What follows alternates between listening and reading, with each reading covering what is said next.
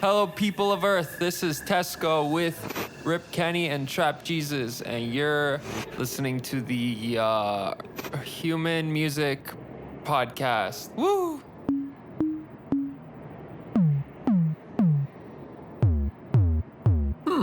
Human Music Podcast. I like it.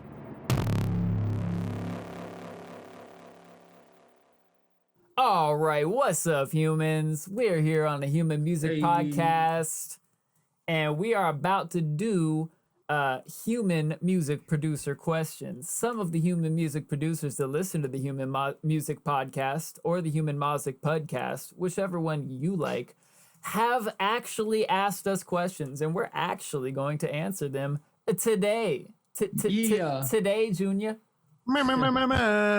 Questions from humans on Earth, planet, I suppose. Yeah, we actually looked at our analytics and found out that somewhere near 100% of our listeners are actually on Earth, which bodes well for us because of the intro to the podcast you just listened to said, "Attention, people of Earth," and we meant it. So far, nobody on Mars yet. That's cool. We'll get there. Venus as well. I think a few came from Uranus. Yeah, if you know any intergalactic friends, share the podcast. Yeah, come on. I mean, we're not asking to get out of the solar system. We're just really trying to dominate this solar system. Like, come on, humans, get to other planets so we can broadcast to you. Humans are the funniest. Now, shout outs to the people that are listening to us all over. I mean, obviously most of our humans are in the United States of America. It's still currently united. We appreciate that part.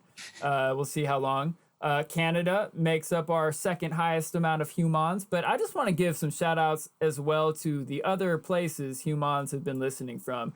To our humans in Peru, what's up? Australia, good day. United Kingdom, hey bruv.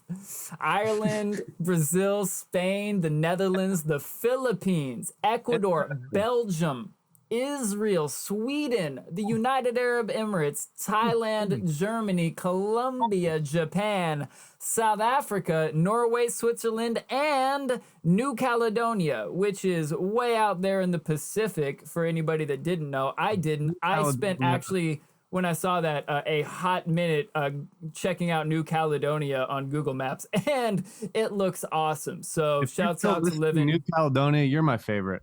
Hey. Yeah. You're my favorite. So shouts out to all of you. And by the way, by the time you're listening to this, we're going to have over 1,000 total plays from you humans. And we really, really appreciate all of you for tuning in because we're three humans who just really love getting together and talking about music producer nerd shit. And the fact that you guys care enough to listen to us is really encouraging because we're just out here trying to be the type of people that we wanted to hear talk about producer shit when we were coming up. And now we know a few things and can share them with you. And so the fact that you're listening, our numbers are growing, so you're obviously telling your friends. We really appreciate that. And we listen, and you listen, then we listen when you ask questions. And that's what today's episode is all about. The questions that people have specifically asked us, whether in our Facebook group or in our YouTube comments or SoundCloud DMs or wherever. Thank you for asking, and we're gonna answer them now. Yeah, shout outs to y'all. So our first question comes from Grittim. He actually has three. Fuck it, we'll run through all three of them. The first one Grittim asks is, he wants to hear a chat about the aesthetics of music in that in the past, like say in the 80s, people were really looking to have those futuristic sounds. But now that we're here in the future, we're always looking for ways to sound like the past with analog emulations and looking to get those old school sounds. What do you guys think of that? Do you guys like futuristic shit or sound in the past? What's up? I think it's funny that now the cool thing is retro futuristic. What did they think was futuristic 20, 30, 40 years ago. Like that's what's coming back around, which is hilarious because it's like an infinite loop that will Yeah. I mean it's kind of like everything in music is so cyclical, and like once you've been around for like 10 years, then you start to see this. Like I remember when like Jaws came about, I was not as privy to like the original UK garage stylings of like pretty much what was the inspiration for that, but updated. And like, I thought it was something brand new. Right. And then digging a little deeper after starting to learn a little bit more about the history of garage music and where that style Garage. came from, you realize like, oh my God, this is an updated version of something that's already been done. But that is how it progresses, right? Like most people just iterate on a concept that people have forgotten about, which is kind of a beautiful thing. Yeah. I think it plays in two ways, kind of like if from where we are in the timeline, people are both looking forwards and backwards, I think, and it's, striving for the impossible is always going to be in style or in whatever, it's going to be popular, right? And it's interesting now how when people can get polished mix downs, one of the things you learn is like, cool, now you got everything lined up and precise. Now let's put some art back into it and let's mess it up and let's, get it a bit dirtier and a bit unbalanced and a bit more character so that it actually stands out. Whereas, a lot of these older bands and stuff, it just came down to the songwriting and what they had at the time. And they were like fighting, trying to get their records to sound as good as possible. Whereas now we listen to that and it sounds so dated, but we still have to strive for something other than where we're at. So people are looking forward to like what's crazier, and people are looking backwards because they miss that shit. They miss like that nostalgia factor. So I think like every 20 years or so, shit cycles in and out. Yeah, absolutely. I've always figured like one of the main things, like from the time I started reading liner notes of CDs when I was a kid and being like, oh, this song's so new, it's so dope. And then you'd be like, sampled from what now? Let me go find that record. Oh, that came out in the 80s. And now here it's back in the 90s, or maybe it came from the 60s or 70s. And then, now that I lived through the music of like the 90s and the 2000s and starting to hear that music coming back, like, if you're like, oh, K-pop, it's this brand new wave. And you listen to it, I'm like, that sounds like a Backstreet Boys record. Totally. Like, it's back. Yeah. It came back around the horn. Or like Backstreet's back, baby. Yeah, like the New Jack Swing. That came bass back. line. That bass line from that Backstreet Boys song, like that song came on the radio on some fucking station as we were driving through the middle of nowhere one time, like a year ago. And I was like about to change it. And Shelby's like, no, like I love this song. And I was like, man, all right, whatever. So then I was listening to it. That bass line is actually fucking chunky. Yeah, killer synth on that. The gent. Like, and the sound design is actually like really nice. Yeah, it wasn't a hit I don't know for if no it was. reason. I don't know if it was Max Martin on that record, but so many of those, like, those killer Swedish producers out here, just like doing what they do best and making this amazing pop music. I know a lot of people love to hate on pop music, but it's selling a million copies out there. I mean, nobody's selling a million copies outright anymore, but it was selling a million copies when people actually bought albums for a reason. To swing it back around to the question itself, like you said, Tesco, everybody's trying to do something that is next level. And sometimes it is just taking what they know works, or like what that producer grew up listening to. Like, oh, they really like that New Jack Swing sound of the early 90s. And now they're going to put like trap drums on top of that same sound. And so the best of what's current with the best of what's nostalgic. And that like overlap, that Venn diagram, that way the new kids are listening to it and their parents are vibing out. And that's when you get that real hit #1 record. And like you mentioned with, rave music coming back around the horn and somebody coming out with the new engineering styles where it's banging extra hard and the bass is harder and the highs are crispier and it's wider, but it's essentially the same underlying idea behind the, you know, from when that producer first started going to raves when they were in high school.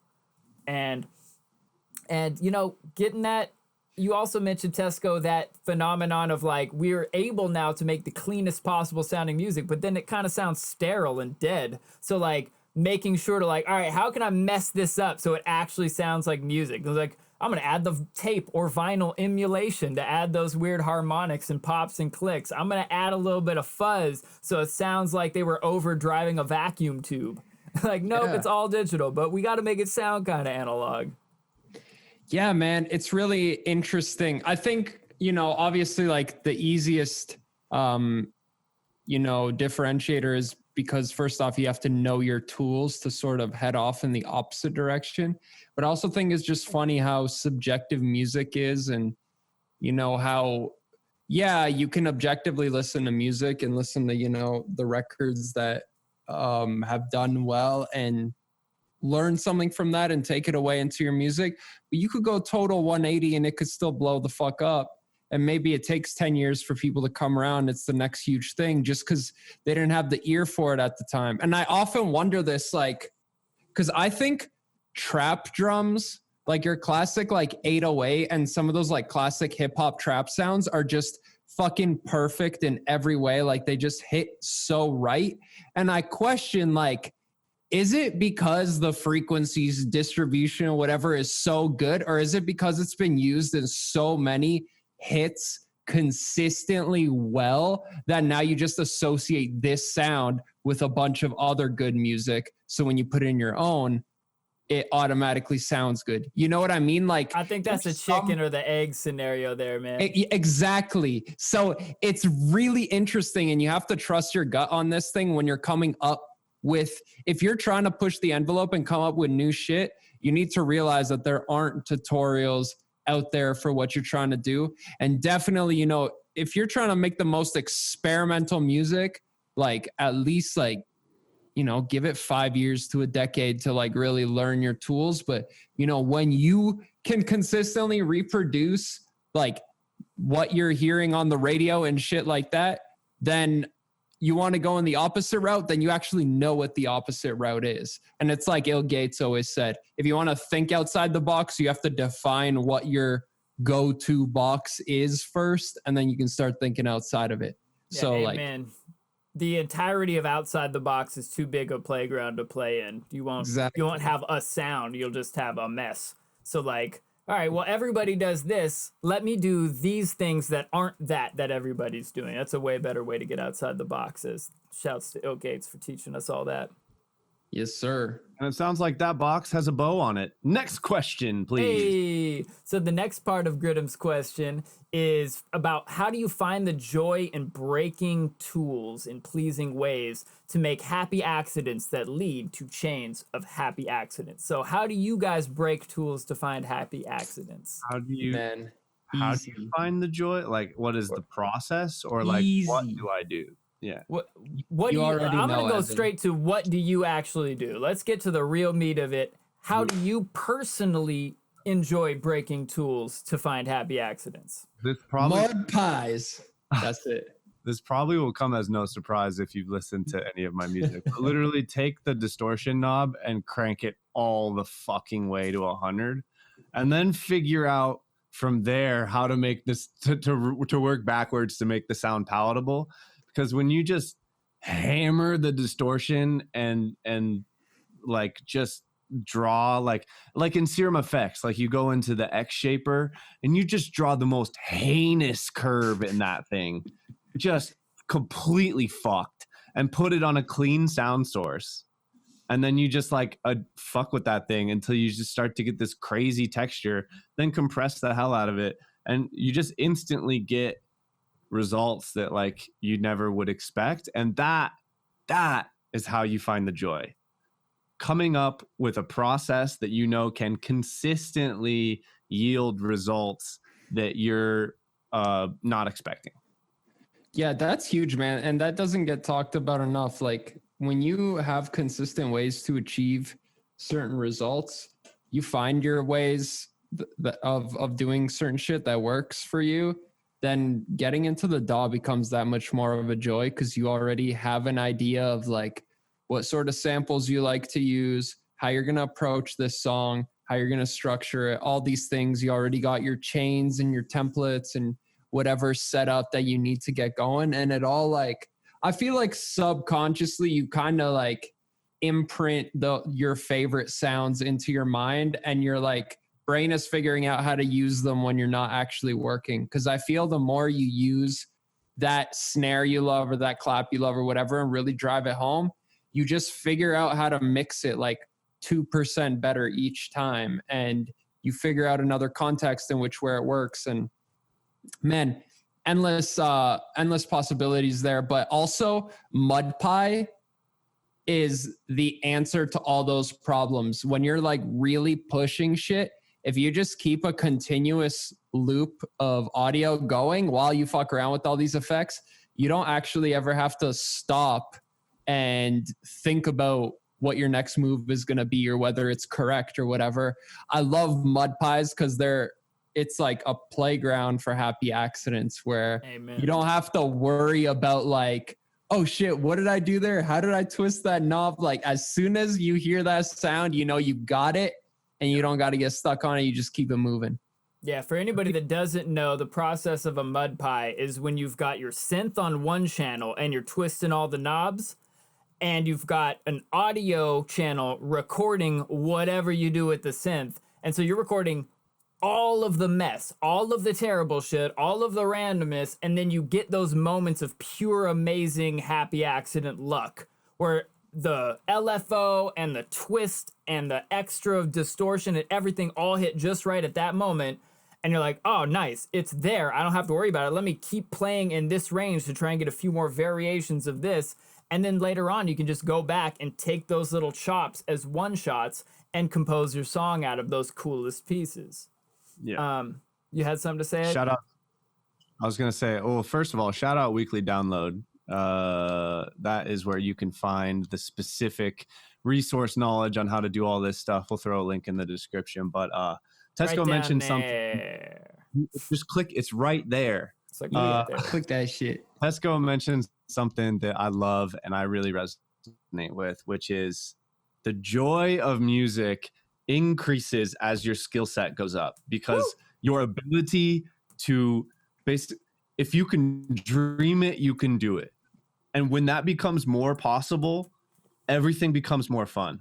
Like if you have an idea for this thing in your head and you know your synth well enough that you can actually get in there and bring it to life, oh, that is so satisfying.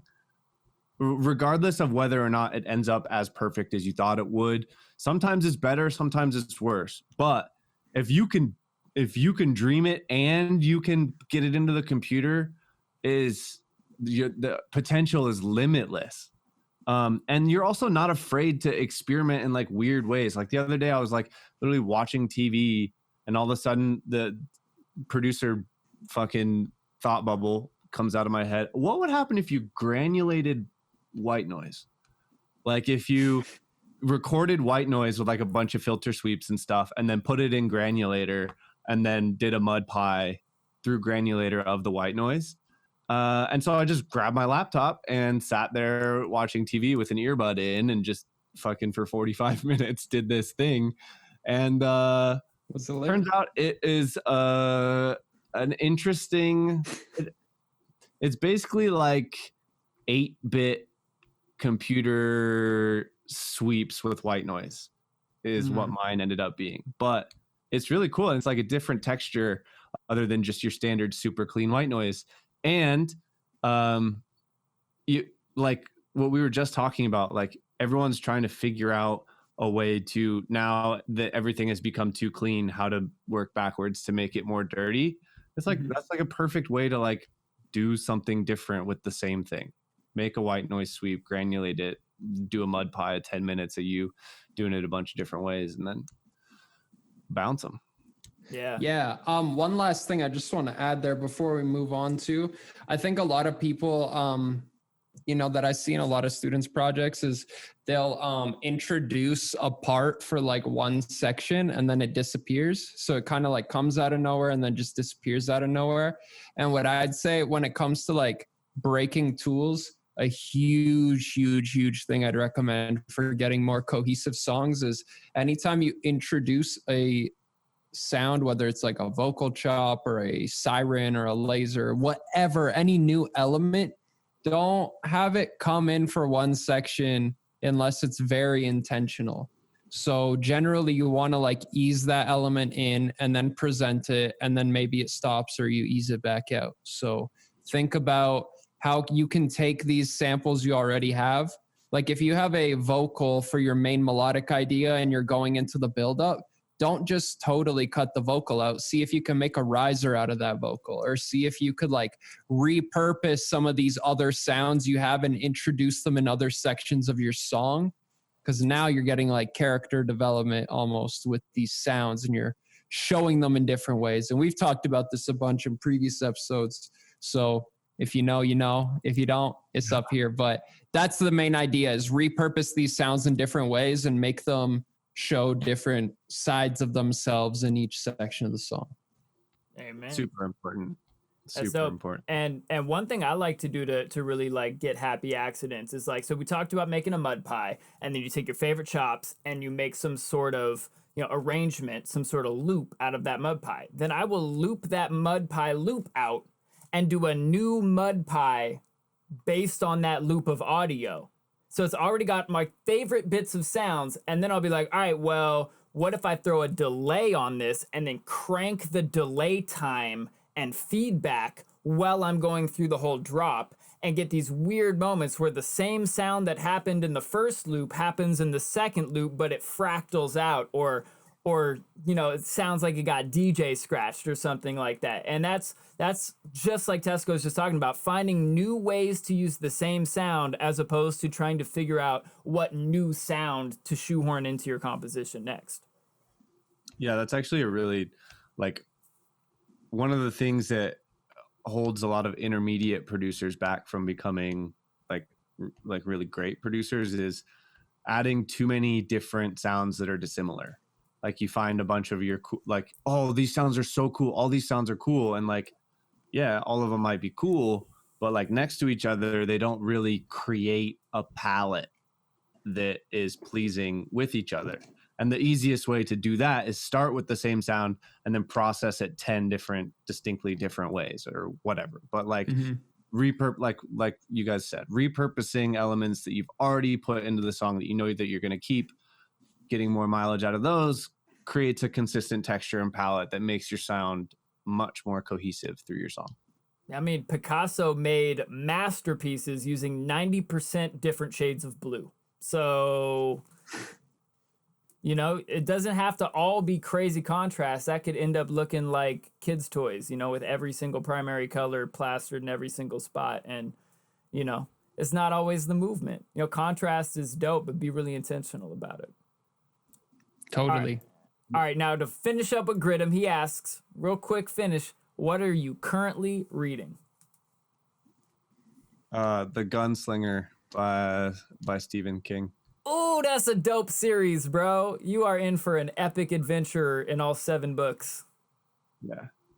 I'm looking. Man, I'm not going to lie. I haven't read in like 2-3 weeks at least, but right now next to my bed, I'm like halfway, maybe a bit less through, is Everything You Need to Know About the Music Industry or Music Business by Donald Passaman. Let me make sure I get that right, because honestly, that book is so dope.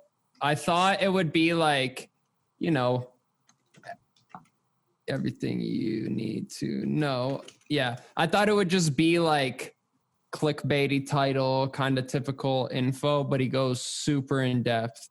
Donald S. Passman, Everything You Need to Know About the Music Business. What does he talk about that like I would not already know? He goes in depth on like building a team, sort of everybody's position in like a popular or like in a popular artist team, sort of everything that goes into that, knowing your rights, how to negotiate, what else? Like different ways to make money in the industry. He goes in depth in like how to sustain yourself and watch out for yourself and actually like treat yourself as a business. And he talks a lot about like financial stuff too. When was it written? He keeps updates updating it all the time. So this is October 29th, 2019. It's the 10th edition. Sick. Yeah. I actually haven't Well, read it, but I know so sounds many like- people who have that recommend it. So yeah, it should probably be on my list too. Yeah, Man, I only heard of it 100 times before I checked it out, and I wish I did sooner because it's if you read one book on this stuff, I'd say this is a good place. All right, now that you've convinced me, one more time so I can write it down. Everything You Need to Know About the Music Business by Donald Passman. Amen. So what I'm currently reading, I've got 2 books that I'm bouncing back and forth between. One is Expert Secrets by Russell Brunson, teaching you how to tell people about the thing you're doing and build a tribe of folks. And then there's this Kurt Vonnegut book that I'm rereading called Player Piano that I haven't read in a long time, but I felt like hopping back into some fiction.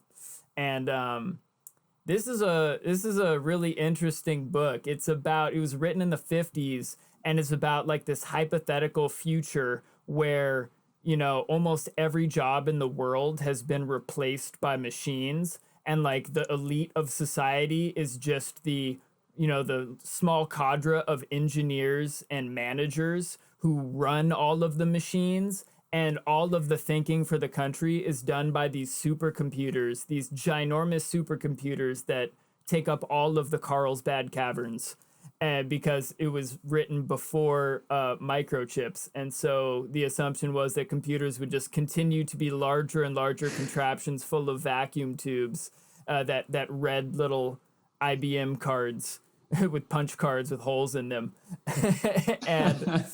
and then the only Nailed it. 2 jobs for people who aren't smart enough to run the machines are either being in the army or being in the Reconstruction and Reclamation Corps, which is basically ginormous road crews that go around with like 20 people to fix a pothole. And Wow. it's fairly dystopian. We follow the director of one of the machine centers who is totally fed up with his life and is trying to figure out how the hell to get out of it instead of taking this promotion. We'll see where he goes. Like Zuck, kind of. Oh yeah, Well, I mean, didn't say that. yeah. Anyways, That's what we're reading. yeah. Next question Well, is thanks, Holy thanks, Outlaw. Yeah, thanks to Grittim. Now shouts Yeah, to Holy shouts. Outlaw. What's up, Adam? Yo. Adam asks, how do you get over being self-conscious about collaboration? It's hard to be, to not just be sure that nobody wants to work with you when you're starting out as a producer. And I've got a lot to say on this, but I want to hear what you guys have to say first. I think the biggest thing that will solve any issue relating to collabs, whether that be contacting people, whether that being feeling self-conscious, it's like you gotta try and work with people that are like within your realm of skill, right? Like if you're gonna hit up someone that's like way more advanced than you, like it's going to be really hard to get them to agree because they know that you're not that far into it, and it's going to be tough to bridge that gap.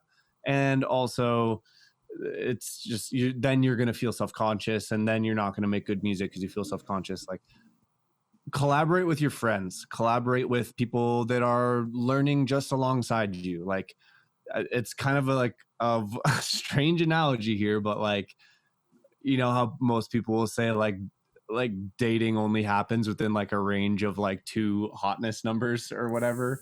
Yeah. like go 2 producer skill level numbers away from you, up or down, and Perfect.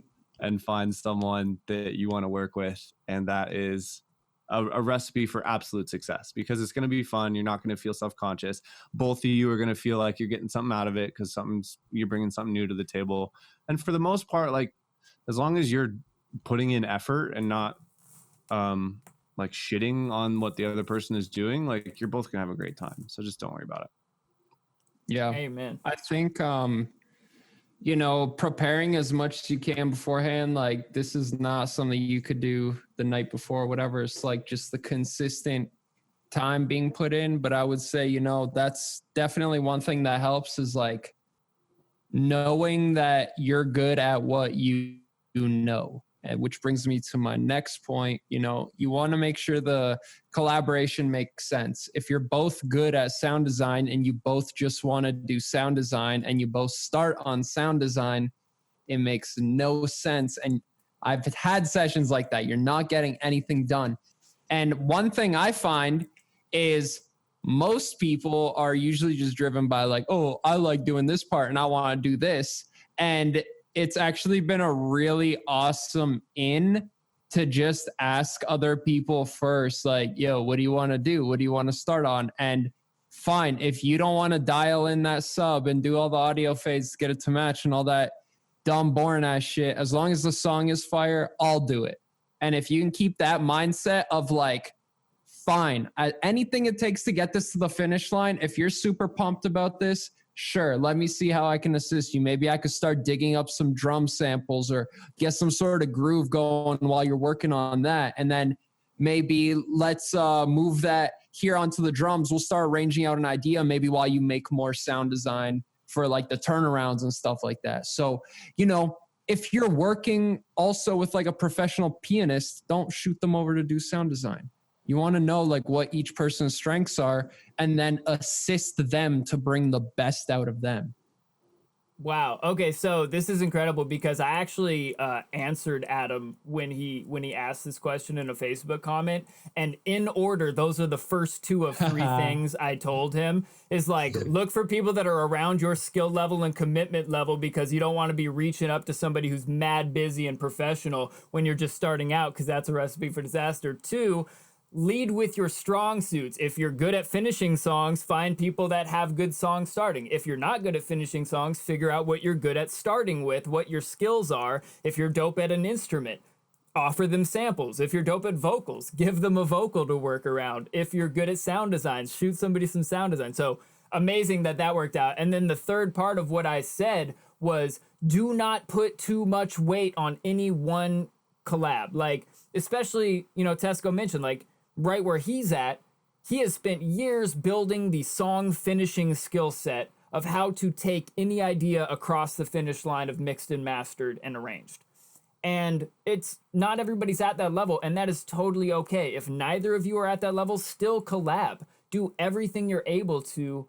Last week's podcast, we talked about how Shoes and I met up and worked on a song that we started like 2 years ago that was a really cool idea that neither of us knew how to get across the finish line. But jumping back into it, it was like, oh, yeah, that needs to be recorded. That sound design sucked, but the melody was cool. That vocal is a great line, but we did way too much shitty processing to it, so I'm just going to re-record the vocal. Like, whatever it is, later on, you might know how to finish the song. Just get together and focus on building the relationship, because as long as you can build that relationship and the friendship and the rapport of having fun making music together and learning together without putting all the weight on whether or not this song is good or gets finished, you're gonna build the relationships that become the best collaborative relationships down the line. Yeah. One thing I just want to add to that as well. If you can find someone that compliments you, that's amazing. But if you don't know what your strength is, just literally try and do all the stuff the other person doesn't want to. Because if, let's say, they do recording and leave you with vocal processing, or they do all the sound design and leave you with arrangement, typically I find people aren't as excited about these activities. But it is a totally different ballgame when you're just handed all the parts and you have to do just that process, versus when you do everything from scratch up to that part and then do that part. So when you get those ingredients and you get those parts to work with, you're gonna be in a different place of mind, and you're gonna have to flex your producer muscles in a different way to learn this thing. And now, because you haven't tired yourself out about sound designing and doing all this shit your partner did for you, you could watch that tutorial on YouTube that's just about arranging and go arrange it. Or, watch that tutorial on filling out that gap in your knowledge so that you could bring that to the collab when, you get sent the file. Amen, man. And that's why I tell everybody, look, as a songwriter or a composer or an instrumentalist, those are different skills that complement music production. But what music production actually is exactly what you're talking about. That process of taking a bunch of pieces and turning them into an actual song. A product is what a producer makes. And songs are what gets streamed. Those are the products. Focus on that process. Any more on that? Man, I think that's a wrap there. Hey, so I'm gonna you'll never go wrong if you keep that. Yeah, so I'm gonna go to this GILZ question next. Shout out to GILZ. GILZ asks, what are the biggest things that have taken your songs from amateur to pro level? I know that it's not just one thing, but what are the biggest things to help make that transition? Oh man, you guys want to lead this one off? My answer is very simple but passionate. Yeah. So a few things pop into my head that I wish someone would have told me when I was in those intermediate stages. And we actually kind of touched on it already. And one of those is like taking and building a lot of the auxiliary parts for your song out of the main genesis of what you already made, right? So like when you're starting to make a song, say you're writing a dubstep tune, you got your kick snare in there, and then you've got your main bass line, and like that's all you have so far. Like use your main bass line to resample out some sort of version of it and then make that the B section. Or when you're working backwards into your buildup and you have like a section of this mud pie that you didn't use for your drop, like make a manual volume fade and make a riser out of one of the bass noises that you didn't use that is also similar to what's going to come in the drop, so you're like kind of previewing the palette. Or RL Grime does that really well. Yeah, totally. And then like, another easy one is like taking an element that you're bringing in and like reverbing the shit out of it, sampling that reverb tail, flipping that bitch around and putting it in front of the sound so that it swoops into the sound of preview. I mean, that's a super basic one, but for anyone out there who isn't doing that, vocals, that's like almost like do that shit, because there's no better way to make a vocal feel like it belongs than to have one of those sweeps before it. Yeah, that's a good ass trick. Especially like a big bright lead that just comes out of nowhere. It's like, oh, it's a little weird. Hit it with that reverse sweep. But so that's number one. Use what you already have to create what you don't. That's a big one. Number two is if you feel like something is not good enough, instead of add, delete. Like you have a good bass line and you're like, oh, this is good, but I want this to be more captivating. I'm going to add another layer and throw more shit at it. Don't do that. If your bass line is just good and the patch that you have is not working, turn it off, make a new one, try something else. Trying to shoehorn a good thing into your great song is never going to work. To make a great song, you have to delete good parts. Mm-hmm.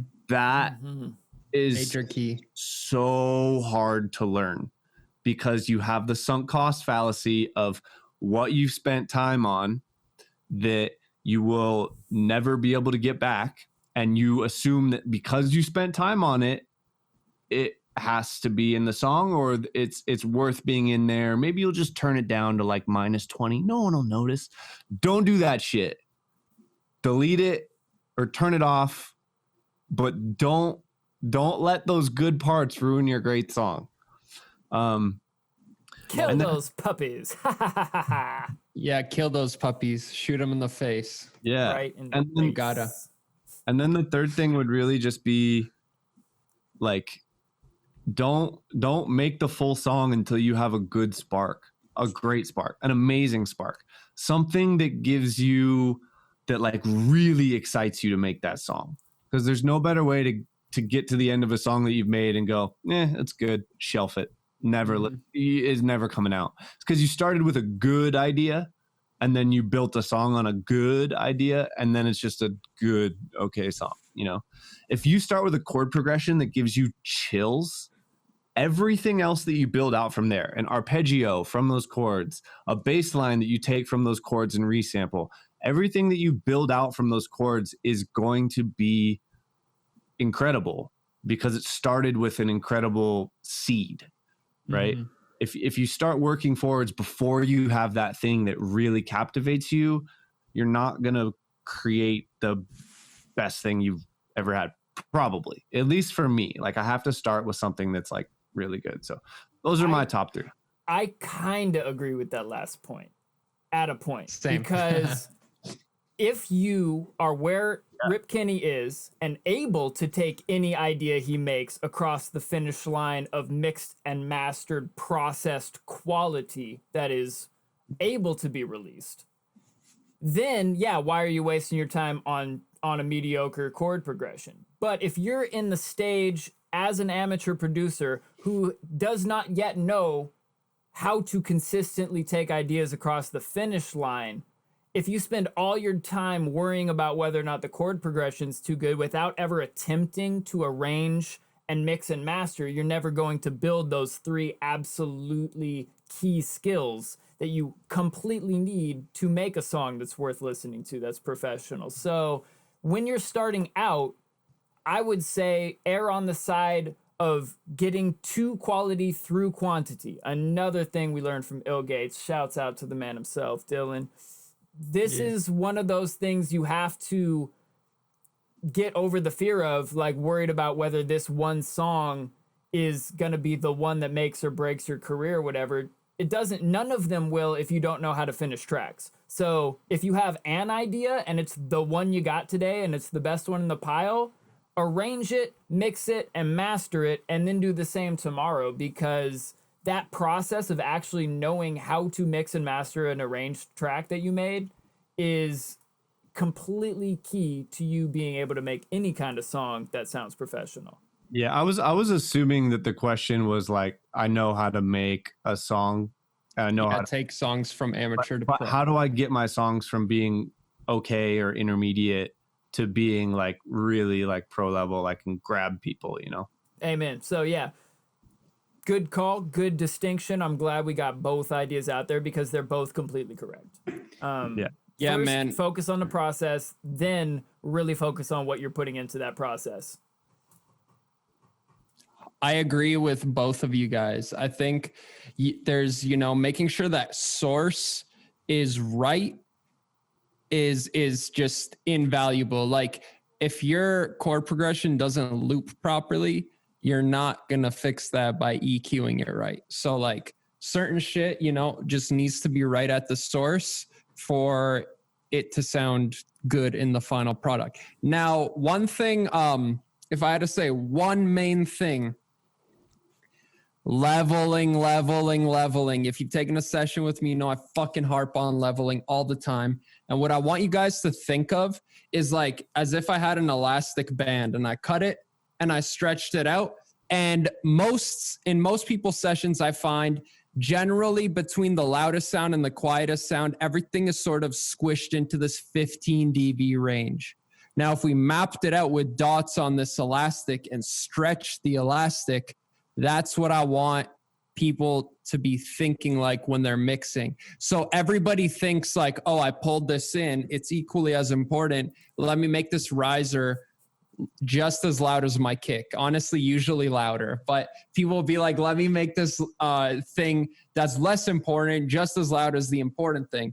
And I really want people to overemphasize those core elements, which are super important to your song, versus the secondary elements and the more background ambiance sort of stuff, and push that stuff more back, push the stuff that's important more front. Because if you're comparing just your mixed song in your genre, whether that's pop or EDM especially or whatever, these finished songs have a master on them and they're compressed and the elements sound like they have this relationship of compression that's gluing everything together. So if your song doesn't have that, it's not going to sound like your reference. It's not ever going to sound pro level. If you're trying to write dubstep, for example, and it doesn't sound smashed, everything together like that, it's not ever going to sound right. So you have to keep that in mind and then know, okay, my master is going to get compression, maybe some limiting, all these things that's going to close in that dynamic gap. So let me, like the elastic, stretch everything out a bit more in anticipation of the inevitable squashing. And then you can start to see how you can fit so many more things in your mix. And now suddenly everything is clean and accurate. And you realize that shit you had at -2 dB actually needed to be at -35 dB because it's a very screechy siren. And turns out our ears can pick up on that kind of shit, even when it's super quiet. So take advantage of that. I want to close it off by saying, when you're mixing, you don't mix in one element. You're mixing in an element relative to another or relative to a group of other elements, right? So if I'm tweaking my hi-hat, let's say, I'm not really listening how loud the hi-hat is. I'm listening to its position relative to the other elements. So as it gets further away from the kick and snare, how do my kick and snare sound? That's what I'm listening to when I tweak my hi-hat, for example. So you're listening for those relationships. So, you know, just be aware you need to have the proper space so that when everything gets processed, there's still enough separation in the levels that when the elastic comes back, none of the dots are touching still. Does that make sense? Yeah, absolutely. Having more dynamic range in your mix level than you thought you needed to compensate for the fact that everything's getting squashed together by your mastering limiter. Have a rough master key. too. Yeah, that is a pro tip for sure. And that's why I if you have the ability to with your processing power on your computer, I recommend that people put a mastering chain on their mix session. I used to, with my old computer, have to bounce out a 2-track to be able to run all of my mastering chain at once. But that I would always find these imbalances and then have to switch back to the other session, make the changes I thought I was making, bounce it back out, bring it back into the mastering session, make a new set of notes because I hadn't nailed it. Now I'll go through my entire mixing process, turn on the mastering chain element by element, get it loud, and then be like, oh yeah, that snare's too loud. Oh, you know what? The hi-hats are actually too quiet. Oh, you know, that vocal, I did not EQ enough of that pain zone out. It's still harsh. And I'll just do that after I master it. I will go back and tweak the mix because I am currently able to. Also, there's a lot to be said for, you know, for Ableton users, freezing and flattening, but committing to audio, no matter what DAW you're in. If you've got a Serum instance with a whole bunch of extra VSTs on top of it, that's taking up a lot of your computing power to do all that math.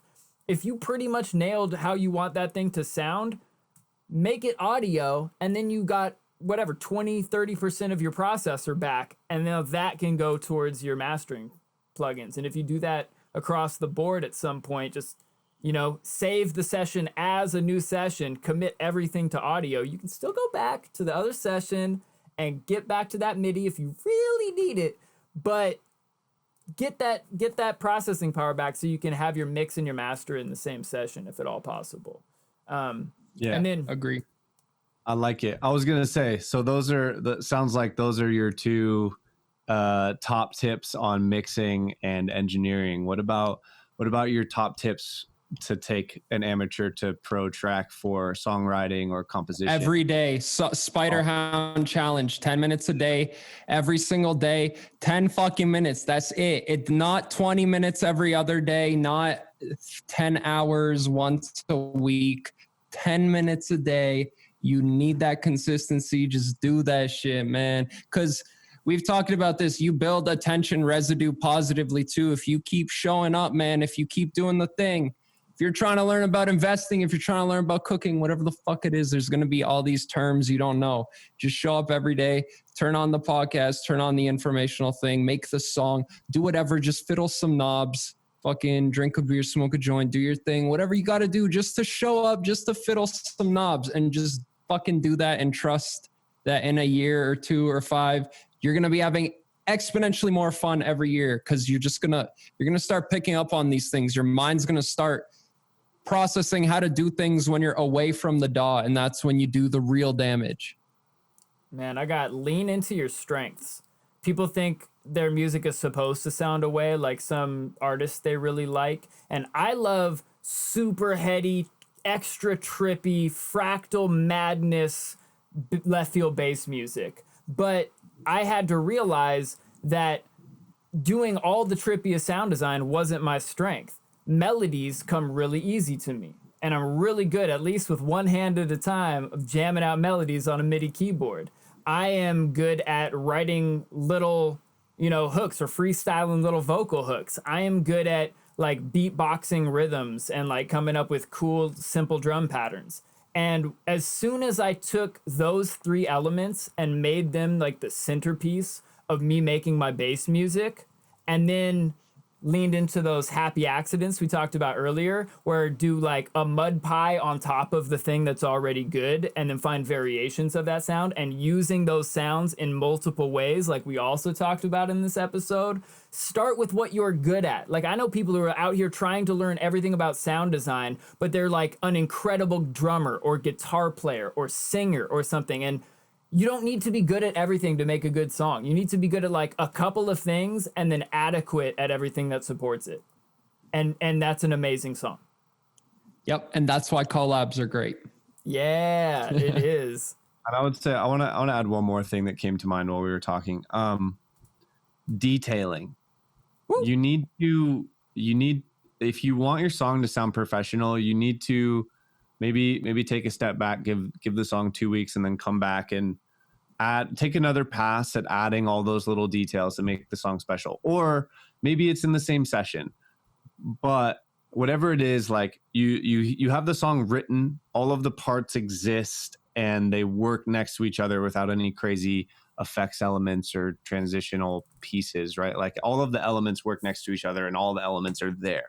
Okay, now the song's not done. You got to take another pass and like really think about how you could creatively tie these elements together, how you can make these little fills and little exaggerations on certain sections that like make the song flow and really tell a story, rather than feel like static pieces that are kind of just coming in and out, right? So you have to take almost as much time as it took to write the song to come back and detail the song. It's like an artist painting like a portrait. Like you're gonna, or a tattoo, head, and then you're gonna outline the features, and then you're gonna start carving in the features. But like almost all of the time is in detailing the little bits of the features and shading.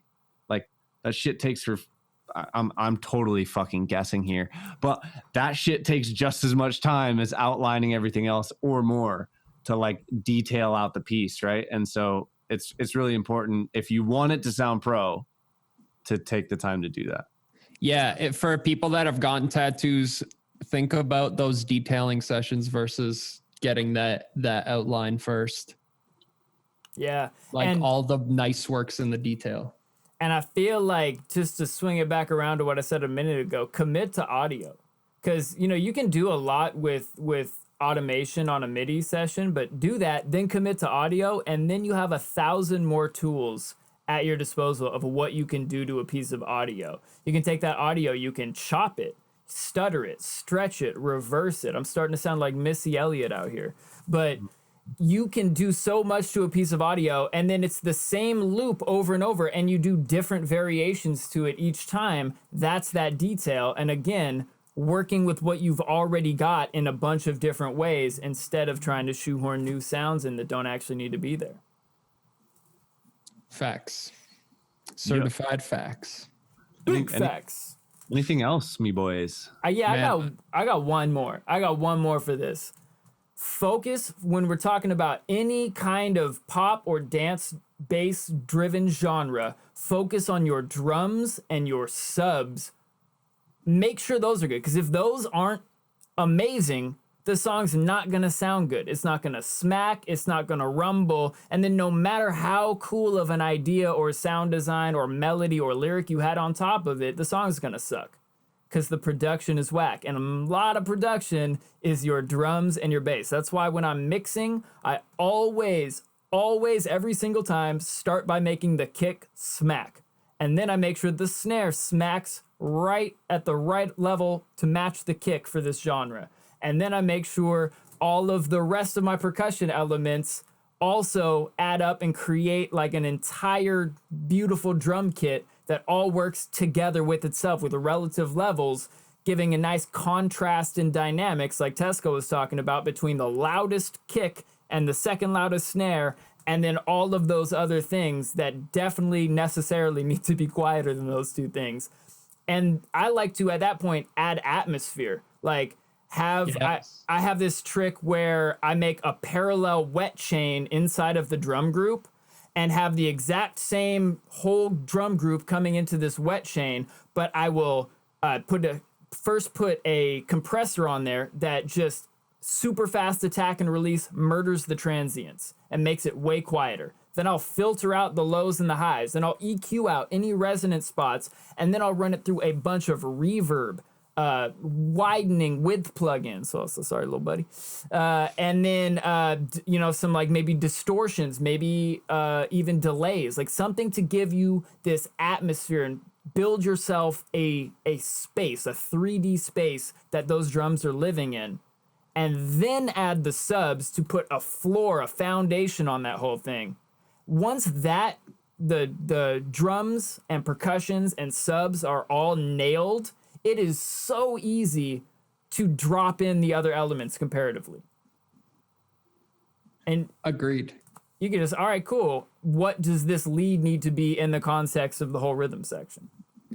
Yo, I love that you talked about that, because a lot of people are missing some sort of ambiance in their tracks. And I'm really glad this didn't get looked over. If your shit's sounding stale and you're missing a bit of movement, find your favorite nature, texture, ambience, whether it's a campfire or rain, or whether you do Luke's trick there and you like squash the sound, you make some sort of ambience out of it.